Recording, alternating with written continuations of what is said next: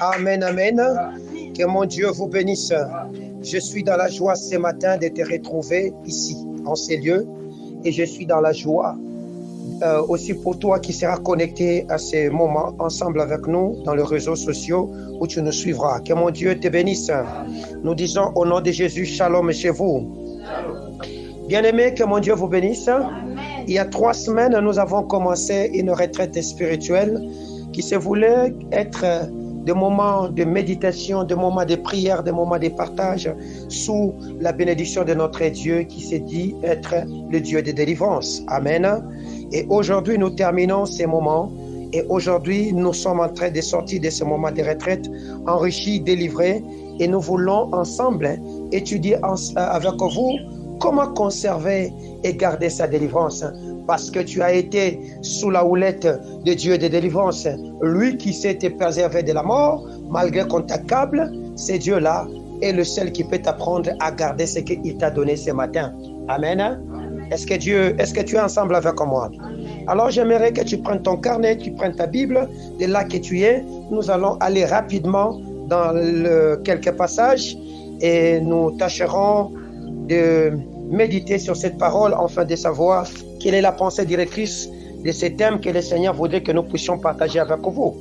Nous sommes dans le livre des 2 Chroniques, le chapitre 7, le verset 11 jusqu'au verset 22. Nous lirons encore Romains, chapitre 8, le verset 1 à 4, pour nous allons sauter pour lire le verset 8e.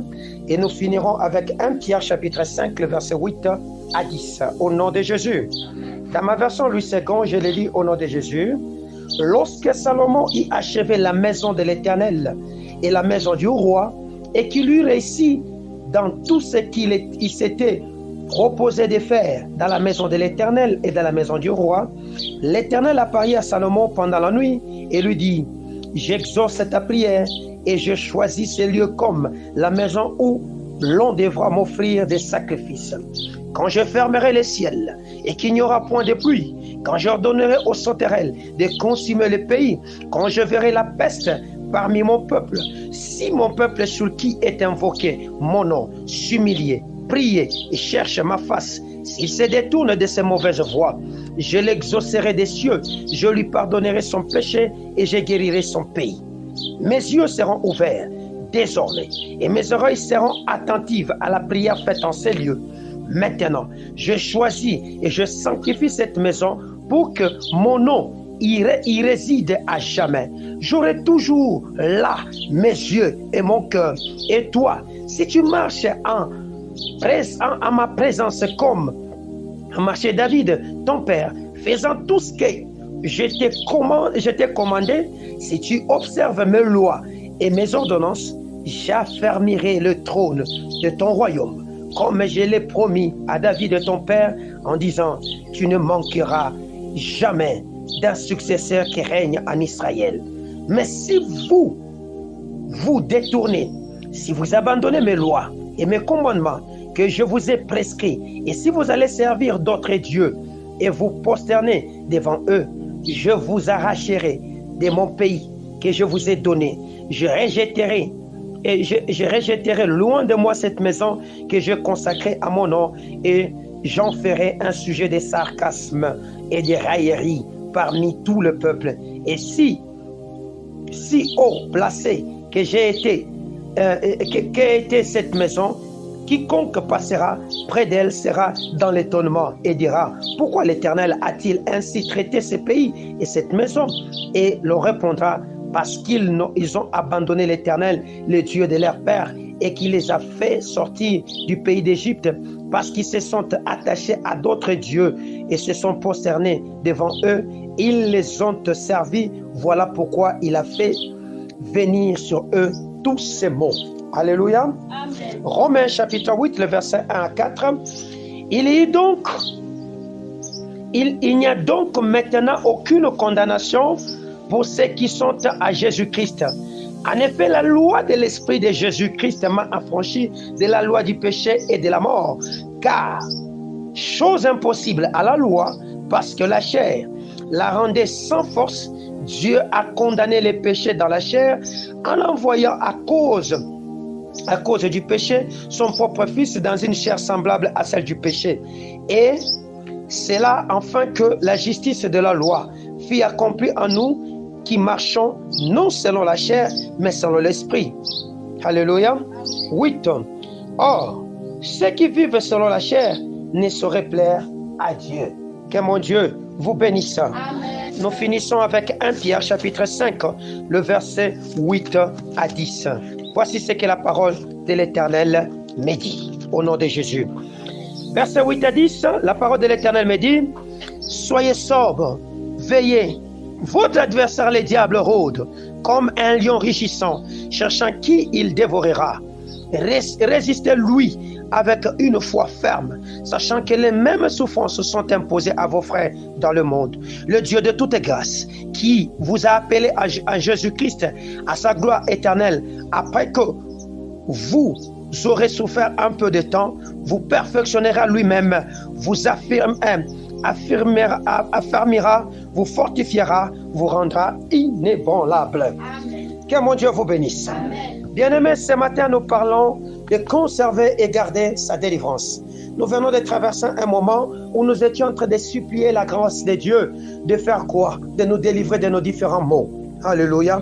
Il arrive parfois que des personnes délivrées d'une mauvaise influence spirituelle sur leur vie se retrouvent quelques temps après dans le même travers. Alléluia.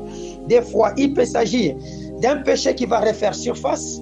Des fois encore, il peut s'agir d'un esprit qui avait été chassé et qui rentre à nouveau. Alléluia. Il peut encore s'agir d'une maladie qui a été guérie par une prière de foi et refaire surface. Alléluia.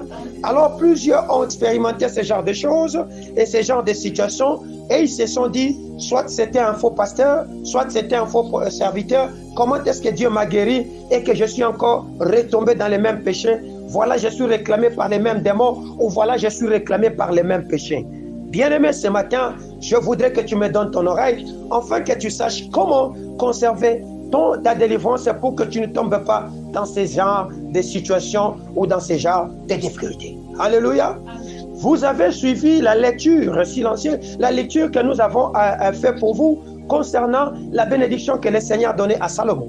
Lorsque Salomon va finir la construction de son temple, l'Éternel va agréer sa prière en lui disant, je choisis cette maison afin d'y demeurer. Mais il a aussi donné des conditions afin qu'il puisse demeurer dans cette maison là-bas. Il a dit, lorsque vous n'observerez pas mes lois, voilà ce qui va advenir. Bien-aimé, il s'agit de là que le problème commence. Comment conserver la bénédiction que nous avons reçue de Dieu sous la forme de notre liberté ou sous la forme de notre délivrance? Alléluia.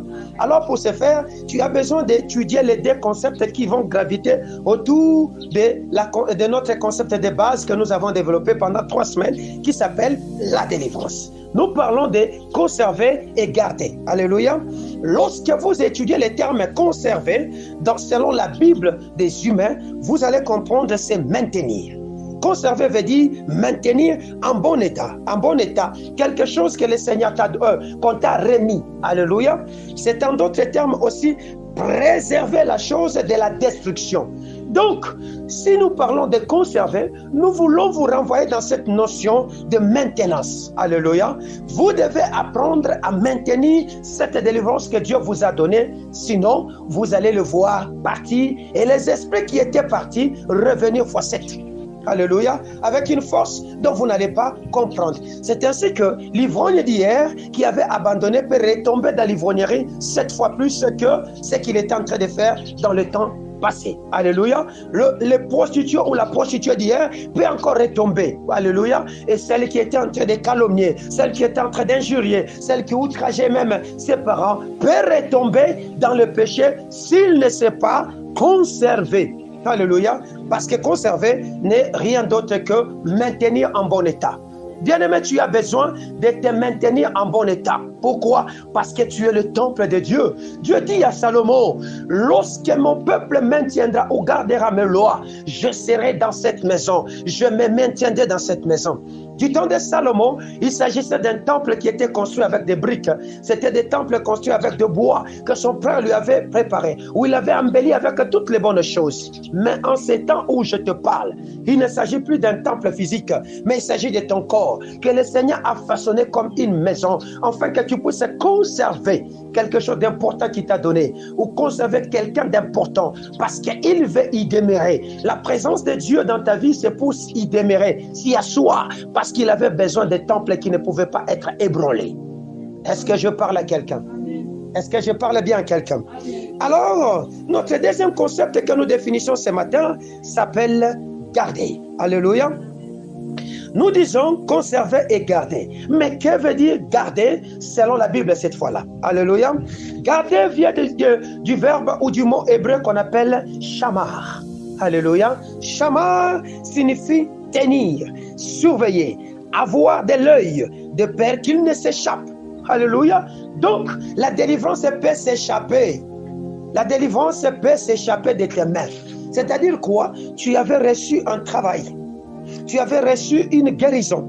Tu avais reçu quelque chose où le Seigneur t'a remis. Alléluia. Mais malheureusement, parce que tu ne sais pas les surveiller, tu ne sais pas avoir de l'œil sur ce que Dieu t'a donné, la chose t'échappe. Voilà pourquoi il a dit, ce que je leur ai promis, leur échappera. C'est comme ça que Dieu parlait à Jérémie. Il pouvait promettre quelque chose, mais parce que les conditions des promesses n'ont pas été tenues de la part de la personne qui devait recevoir la chose, il a vu la chose, c'est partir de ses mains, parce qu'il ne savait pas le maintenir. Alléluia. Nous avons besoin, bien sûr, de maintenir en bon état, mais nous avons aussi besoin de surveiller ce que nous maintenons en bon état. Pour que tu n'arrives pas à dire que c'est un faux prophète, c'est un faux docteur, c'est un faux évangéliste. Voilà, cet homme de Dieu n'a pas fait un bon travail dans ma vie. Le problème, le travail a été fait. Le problème, ce n'est même pas l'homme de Dieu qui fait le travail. Celui qui fait le travail dans ta vie s'appelle le Saint-Esprit. Et c'est celui-là qui t'a délivré. Le Saint-Esprit, quand il vient sur toi, il veut que tu obéisses au commandement qu'il te donne, afin qu'il puisse demeurer longtemps. C'est comme ça que Dieu parlait à Salomon. Il lui disait, si vous vous détournez, si vous abandonnez mes lois et mes commandements que je vous ai prescrits, si vous allez servir d'autres dieux et vous prosternez devant eux, je vous arracherai de mon pays. Alléluia. Je vous arracherai de mon pays. Parce que tu as fait quoi? Tu n'as pas su garder les lois, tu n'as pas su le maintenir, tu n'as pas su les conserver. Et c'est comme ça que tu te retrouves en train de pleurer aujourd'hui. La maladie qui était partie hier refait surface. Les souffrances d'hier refont surface. Et les mêmes difficultés que tu étais en train de vivre refont surface. Alors, c'est à cela que nous avons dit comment conserver, comment garder la délivrance. Alléluia. Pour cela, j'ai dit, il en existe au moins, il y a plusieurs techniques. Mais aujourd'hui, je vais vous parler des 6 techniques qui sont des techniques fondamentales pour lesquelles, lorsque vous allez vous y asseoir, vous ne perdrez pas la délivrance que le Seigneur vous a donnée. Alléluia. Pour notre première technique que nous utilisons pour garder notre délivrance, c'est quoi? C'est rester proche de Christ. Alléluia. Nous lisons pour cela le psaume 91, le verset 1 jusqu'au verset 4e. Que nous dit la loi selon la version Louis II?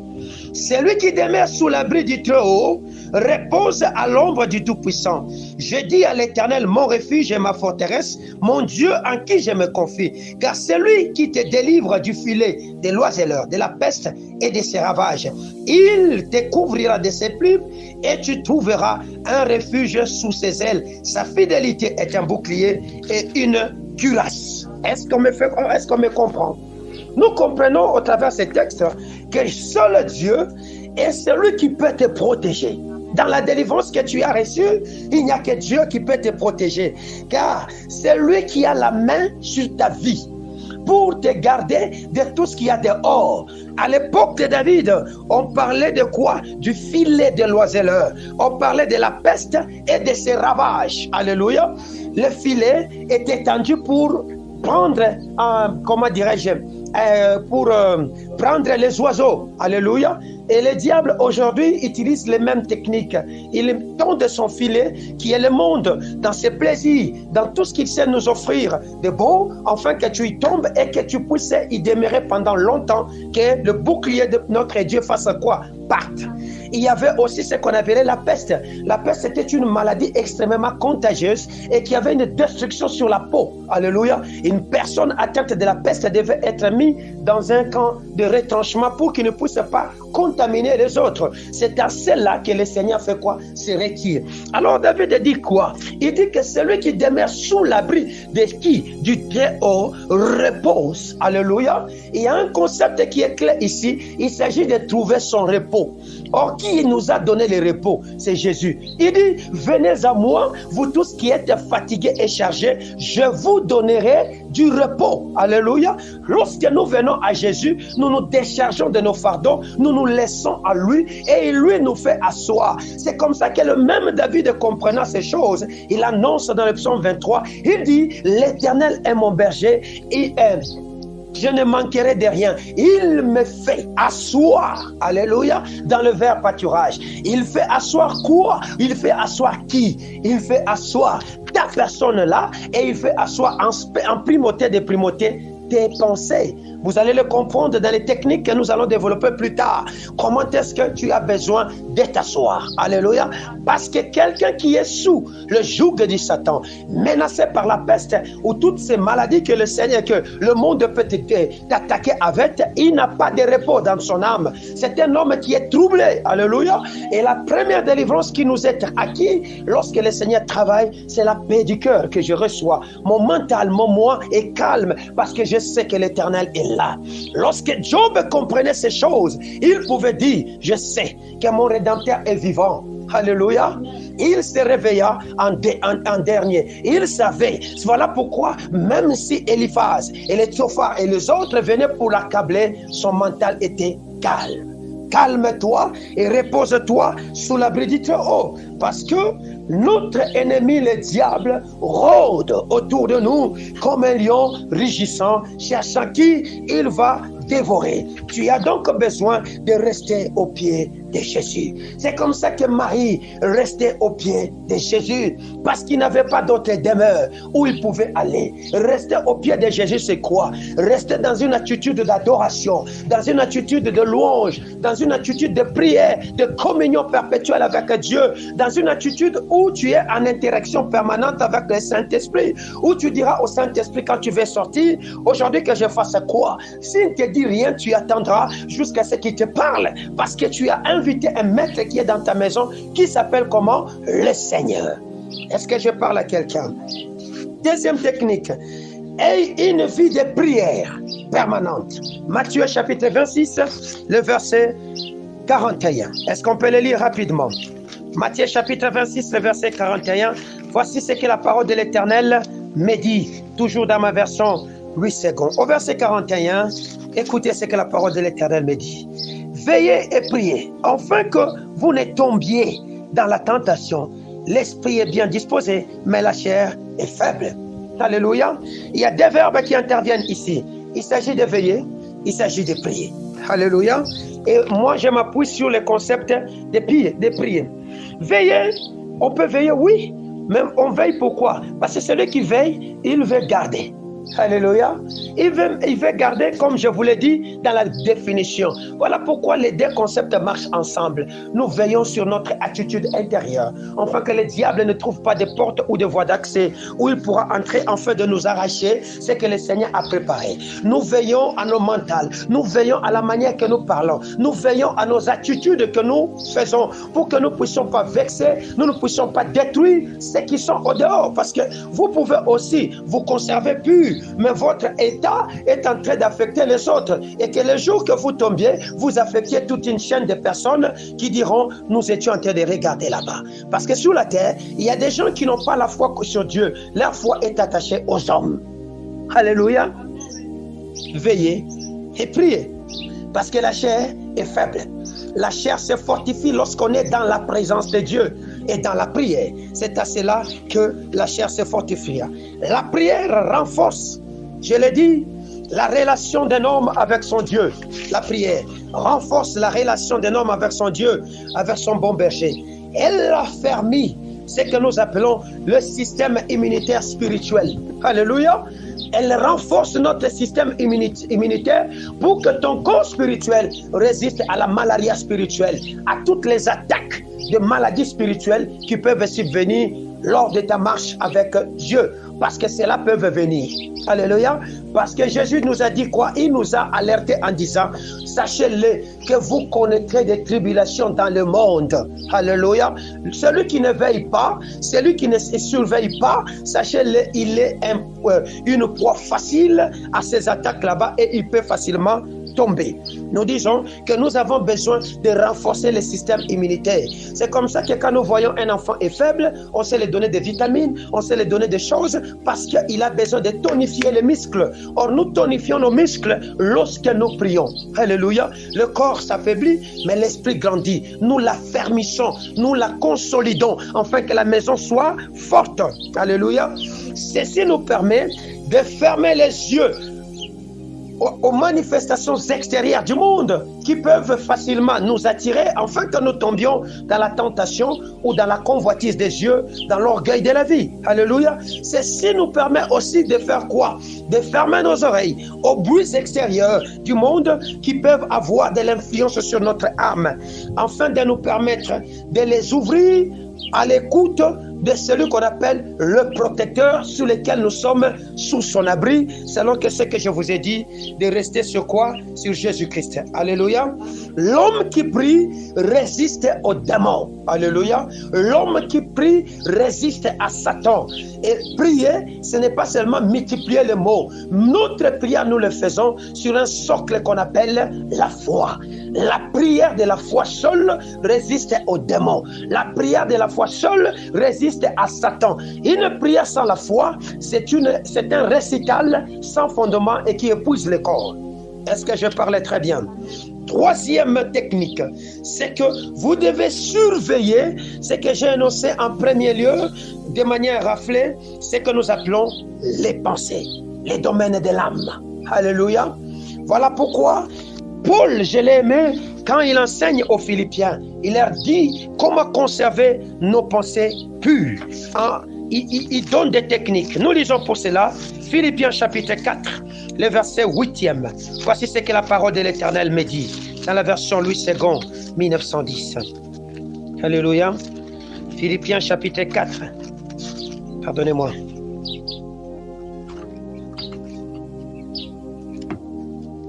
Philippiens chapitre 4, le verset 8e. Voici ce que Paul est en train de dire. Au reste, frères, que tout ce qui est vrai, tout ce qui est honorable, tout ce qui est juste, tout ce qui est pur, tout ce qui est aimable, tout ce qui mérite l'approbation, tout ce qui est vertueux, digne de louange, soit l'objet de quoi? De vos pensées. Vous voyez ce que vos pensées doivent alimenter? Quand quelqu'un a reçu la délivrance, ce sont ces choses qu'il doit avoir dans sa tête. Et non de dire, je vais mourir, je suis malade. Donc, la délivrance se conserve avec ce qui est pur. La délivrance se conserve avec ce qui est honorable. Alléluia. Un honorable, c'est quoi? Des pensées honorables, c'est quoi? Ce sont des pensées sur lesquelles je mets mon honneur, où je place l'honneur. Alléluia. Des pensées que je respecte et que je prends avec beaucoup de valeur. Alléluia. Pas de pensées selon lesquelles où tu te dis, nous étions venus accompagner les hommes sur la terre. Ça, ce ne sont pas des pensées honorables des enfants de Dieu. Alléluia. Ce ne sont pas des pensées dignes des enfants de Dieu. Des pensées honorables veut dire que je crois que je suis un enfant de Dieu et que je suis sur la terre pour manifester le caractère divin et que je suis un roi. Je suis un digne fils d'un Dieu, un prince sur la terre et que je suis appelé à manifester ces choses sur la terre. Malgré que les situations seront difficiles, moi je le manifesterai parce que l'ADN qui coule à moi, c'est un ADN royal. Il a fait de nous un sacerdoce, un royaume de sacrificateurs réunis autour de Jésus. Tu n'es pas un homme ordinaire pour te morfondre ou te considérer comme si tu étais de la ramassie. Non. Est-ce que je parle bien? tout ce qui est pur, tout ce qui est aimable. C'est que toi tu aimes. Oh, j'aime avoir de bonnes maisons, j'aime voyager. Ce sont ces pensées-là que tu dois nourrir maintenant dans ta tête. Lorsque tu nourriras ta tête de telles pensées, l'homme agissant comme un aimant, tu vas attirer ces choses vers toi. Alléluia. Parce que la Bible me dit quoi? Que c'est que Job dit ceci, c'est que je crains, c'est ce qui m'arrive. Les moches pensées, quand tu t'affectionnes sur cela, ça va prendre cher, ça arrivera sur toi. Les pensées négatives, les pensées qui ne sont pas de Dieu, les moches pensées détruisent l'âme. Parce que l'âme est appelée à filtrer la pensée directrice qu'elle a reçue de l'esprit qui vient de Dieu. Et lorsque ça arrive dans ce domaine qui est la partie intermédiaire entre l'esprit et la chair, elle est discriminée par l'intellect qu'on appelle l'intelligence. Nous l'étudions et c'est après cela que le corps peut être motivé à agir. Est-ce que je parle bien? C'est comme quelqu'un qui dit, il n'a pas l'argent, mais il sait qu'il a la foi. Il dit que je vais construire ma maison. Parce qu'il a la foi, il prend le courage d'aller se faire un plan. Il prend le courage d'aller se renseigner sur le prix de quoi? Des ciments, des ferrons, des caillasses, de tout. Il se renseigne. Il fait un devis. Alléluia. Et il commence maintenant à planter ces choses dans sa tête. Que j'habite la maison de mes rêves et que l'Éternel me donne de posséder ces choses.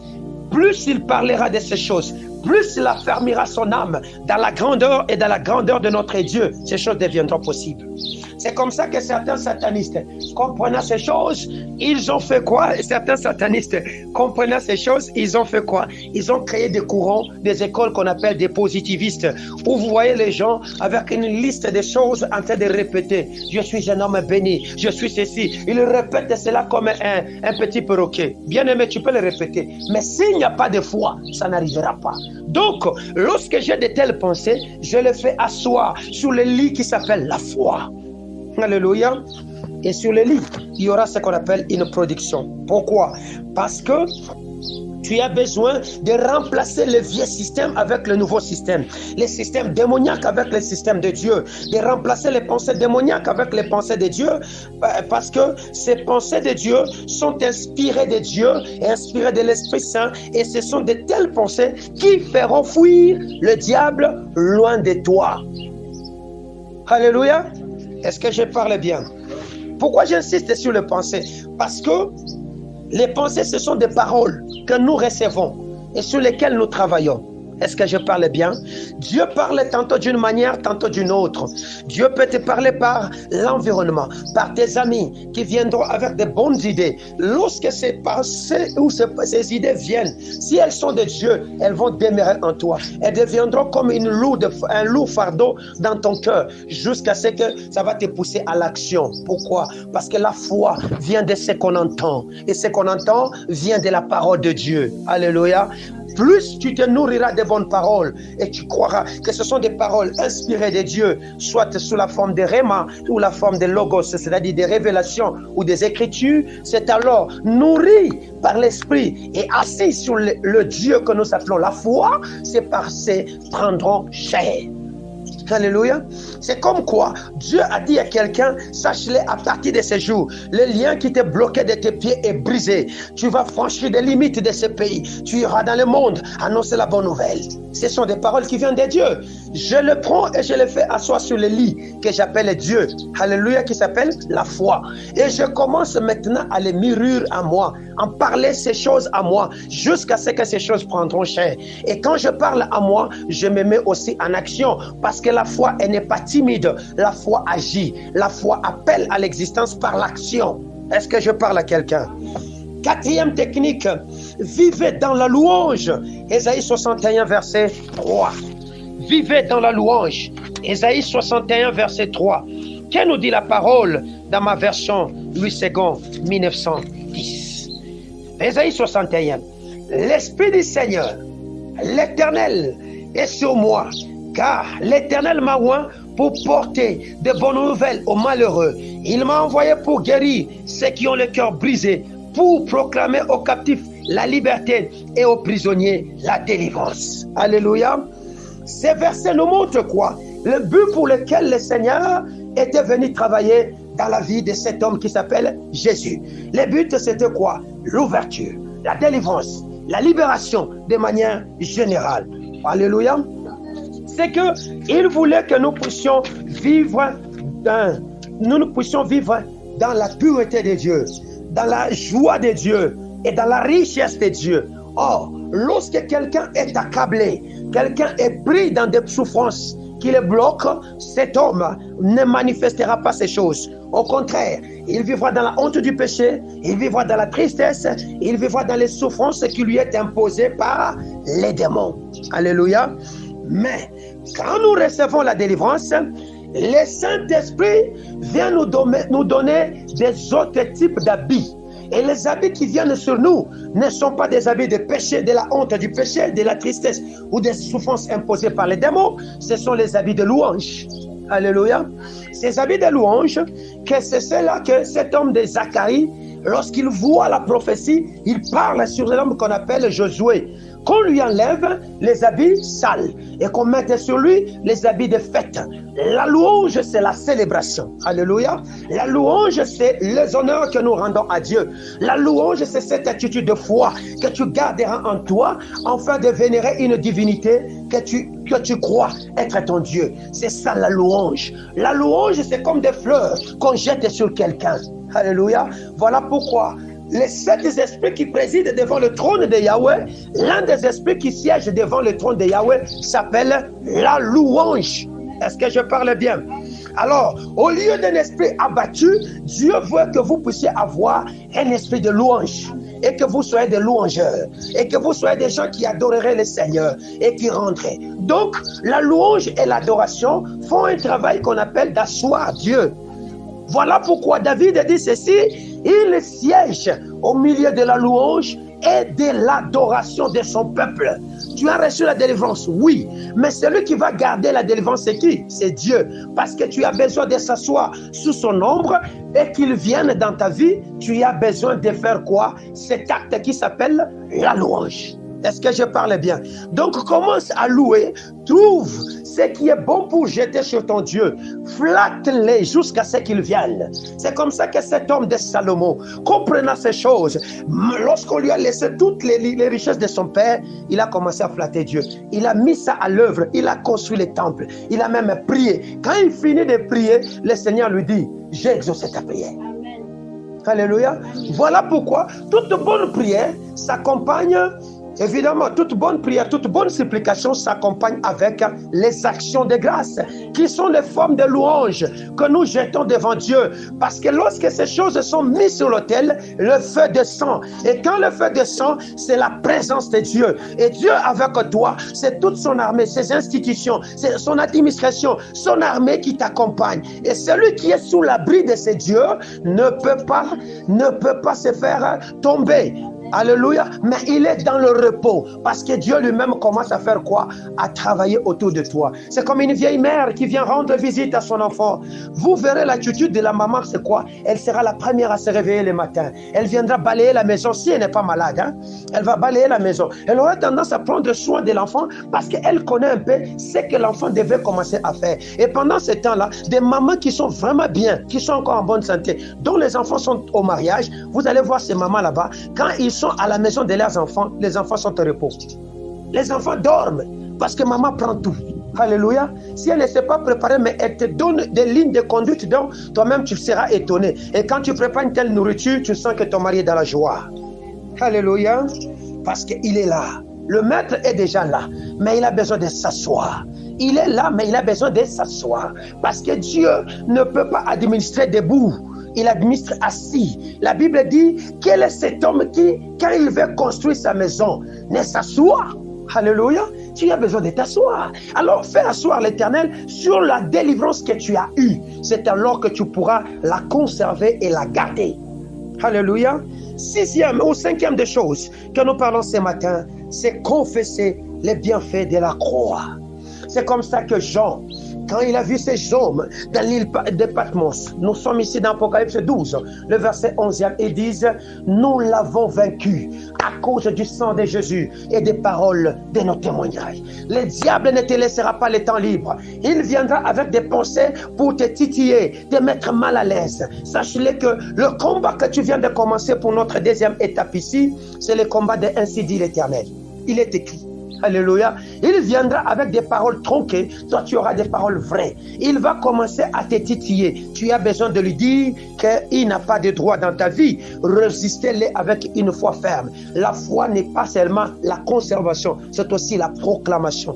Nous croyons du cœur. C'est en croyant du cœur, en confessant de nos bouches, que nous parvenons au salut. Le salut, c'est quoi? C'est la délivrance. Ce que tu as entendu durant ces 21 jours, tu as besoin de le déclarer. Que je ne suis plus pauvre. Je ne suis plus malade, je ne suis pas ceci, mais je suis en bonne santé. Déclare-le autant de fois. Confesse les bienfaits du salut. Le bienfait du salut, c'est quoi? C'est que nous l'avons vaincu à cause de ce travail de la croix. Le bienfait de la croix, c'est quoi? C'est que c'est par le meurtrissure de Jésus que nous sommes guéris. Le bienfait de la croix, c'est quoi? C'est que Jésus a effacé l'acte dont les ordonnances nous condamnaient. Le bienfait de la croix, c'est quoi? Il ne subsiste plus une réclamation sur ta vie. Le bienfait de la croix, c'est quoi? C'est que tu es participant à la nature de Christ.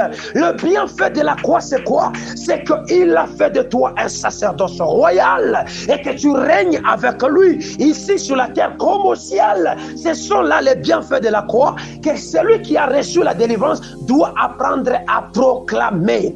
En croyant de son cœur, en le confessant de sa bouche, c'est alors qu'il parviendra au salut que j'appelle ce matin la délivrance. Alléluia. Que mon Dieu vous bénisse. En 6e lieu, pour conclure, nous disons, il faut haïr le monde. Alléluia. Il faut haïr le monde. 2 Corinthiens chapitre 6, le verset 17e. Voici ce que la parole de l'Éternel me dit. 2 Corinthiens 6, le verset 17. La loi de l'Éternel me dit ceci. C'est pourquoi, sortez du milieu d'eux et séparez-vous, dit le Seigneur. Ne touchez pas à ce qui est impur et je vous accueillerai. Alléluia. Sortez du milieu de qui? Des païens. De ceux-là qui vivent dans les péchés. Alléluia. De ceux-là qui font le mal. De ceux-là qui ne croient plus à ce qui est de Dieu. De ceux-là qui sont prêts à dire que Dieu n'agit pas. De ceux-là qui peuvent affaiblir ta foi. De ceux-là qui viendront avec des paroles négatives, pendant que toi tu as des paroles positives. C'est-à-dire sortir de la convoitise des yeux, de l'orgueil de la vie et de la convoitise de la chair. Alléluia. Sortir de tout ce que le monde peut t'offrir par ses agents ou par ce que lui-même le monde s'est donné. Et s'attacher à ce qui est de Dieu. C'est-à-dire, en d'autres termes, selon Colossiens, s'affectionner aux choses d'en haut. Est-ce que je parle bien? C'est à cela que le Seigneur veut. Il dit, ce que j'attends de toi, c'est que j'attends de toi ta consécration. Alléluia. Il veut que toi, tu puisses te consacrer à lui et que lui seul soit la plus importante personnalité de ta vie sur laquelle, avant de quitter ton lit, tu as besoin de connaître est-ce qu'il est là. Quand tu marches, tu as besoin de connaître est-ce qu'il est là. Lorsque tu rentres, est-ce qu'il est là. Au travail, est-ce qu'il est là. Maintenir ces liens de communion mutuelle entre toi et Dieu, c'est alors que ta délivrance deviendra une réalité palpable et sûre. Est-ce que je parle à quelqu'un? Pourquoi? Parce que cette consécration est la chose la plus importante qui permet de garder ta délivrance et vivre avec Dieu est une sécurité. Est-ce que je parle à quelqu'un? Vivre avec Dieu, c'est notre sécurité. Au-delà de toutes ces choses, au-delà de toutes ces techniques que je vous ai données, vous allez comprendre, vous avez besoin de vivre avec Dieu. Or, vivre avec Dieu, c'est quoi? C'est vivre dans la pureté. Parce qu'il dit quoi? Vous serez saints comme il est saint. Alléluia. Or, être saint, c'est quoi? C'est se sanctifier. C'est comme ça que lors de la mort de ce roi, alors que l'esprit d'Ésaïe était emporté, il fut amené au ciel où il entendait les anges qui disaient Saint, Saint, Saint. En d'autres termes, séparé, séparé, séparé. Alléluia. 3 fois, il devait être séparé de tout ce qui est impur, de tout ce qui est mauvais, de tout ce qui est du monde, et les mettre à part. Mets Dieu à part dans ta destinée. Et quand tu le mettras à part, cela ne veut pas dire oublie-les, non. Mets-les à part comme priorité de ta vie. Et c'est alors que la délivrance que tu as acquise cette semaine, pendant les 3 semaines ici, cette délivrance que tu as tant cherché et qu'il a dit oui, j'ai entendu ta prière, ce sera une vie physique. Tu le verras s'accomplir et ces choses arriveront. Alléluia. C'est en cela que les Salomon, les David et consorts ont vu ces choses être une réalité palpable dans leur vie. Il dit, Dieu même s'est souvenu de la promesse qu'il avait faite à Salomon. À quoi? À David. Il a dit, je promis à ton père que le sceptre de la royauté ne quittera jamais ta maison. C'est-à-dire, lorsque tu mettras Dieu à la première place, ce qui s'est fait, c'est que même les promesses qu'il avait faites à ton père, tu as droit à cela. Alléluia. Les promesses qu'il avait promis à tes aïeux là, et tu as droit à ça. Ne pense pas que tes aïeux n'avaient aucune promesse. Ils avaient des promesses, et des belles encore, et qui peuvent encore se perpétuer de génération en génération. C'est comme ça qu'Abraham, notre père, ayant reçu des promesses, ça s'est perpétué sur plusieurs générations jusqu'à nous aujourd'hui. Est-ce que je parle à quelqu'un? Vous comprenez? C'est à cela, il a dit, si vous ne me placez pas, si haut placé qu'elle était cette maison, quiconque passera près d'elle sera dans l'étonnement. C'est-à-dire quoi? Lorsque je n'ai pas su garder, conserver les commandements que Dieu m'a donnés, qu'est-ce qu'il y a comme conséquence? Le ciel se ferme, le pays devient aride, la maison que Dieu habitait part. Et ça devient un étourdissement, une ruine. Les gens qui regardent ça, c'est ici vraiment compris. C'est ce frère qui parlait en langue réellement. Vous voyez comment on parlera de toi? On te regardera avec un œil difficile. On ne croira pas que c'était toi, parce que Dieu est déjà parti. Ce que je leur ai promis leur échappera. Alléluia. Tu n'as pas besoin de voir la chose que Dieu t'a promis échapper, mais tu as besoin de le voir manifester dans ta vie. Tu as besoin de travailler comme il avait dit que tu travailleras. Mais qu'est-ce que Dieu nous a promis? Pour conclure, parce que je veux que vous puissiez les graver. Qu'est-ce que Dieu nous a promis? Est-ce qu'on est ensemble? Je l'ai dit aux gens qui étaient là hier. Et toutes ces choses se retrouvent dans Ésaïe. Alléluia. La première des choses, nous sommes dans Ésaïe combien? Pour ceux-là qui étaient là hier? Verset? Ésaïe 60, verset 17. Que dit la loi? Au verset 17e. Ésaïe 60, verset 17, oui? Non. Ésaïe 60, verset 16. Première promesse. Il dit, tu suceras les laits des nations, tu suceras la mamelle de roi, et tu sauras que je suis l'Éternel, ton sauveur, ton rédempteur, le puissant de Jacob. Alléluia. Si c'est aux mamelles de roi, alléluia. Et si c'est le lait des nations, c'est quoi? C'est bénéficier et jouir des faveurs des hommes élevés en dignité. Il te fera participer à soi avec eux, comme il avait fait avec qui? Joseph. Nous allons encore dans combien? 7 d'abord. 7. Ésaïe 7. La Bible me dit au verset 22, il y aura une telle abondance du lait qu'on mangera de la crème, car c'est des crèmes et des miels que se nourriront tous ceux qui seront restés dans le pays. Est-ce que je parle bien? Il y aura une telle abondance après cette délivrance que vous mangerez du lait. Et ce lait, ce ne sera pas du lait, mais ce sera de la crème associée au miel que Dieu a promis à qui? À celles-là qui resteront dans le pays. Quel est ce pays? C'est dans sa demeure. Psaume 91, verset 1. Est-ce que je parle bien? Nous finissons avec notre troisième promesse que Dieu nous a faite après ces 21 jours. 65, verset 1er. La Bible dit, j'ai exaucé ceux qui ne me demandaient rien. Je me suis laissé trouver par ceux qui ne me cherchaient pas. J'ai dit, me voici, à une nation qui ne s'appelait pas de mon nom. Et à vous, maintenant, qui les connaissez, qu'est-ce qu'il va faire? C'est que s'il exauce ceux-là qui ne l'appellent même pas, vous, il vous a exaucé doublement. Croyez que le Seigneur a entendu votre prière et la chose arrivera. Que mon Dieu vous bénisse. C'est par là que je finis ma prédication de ce matin.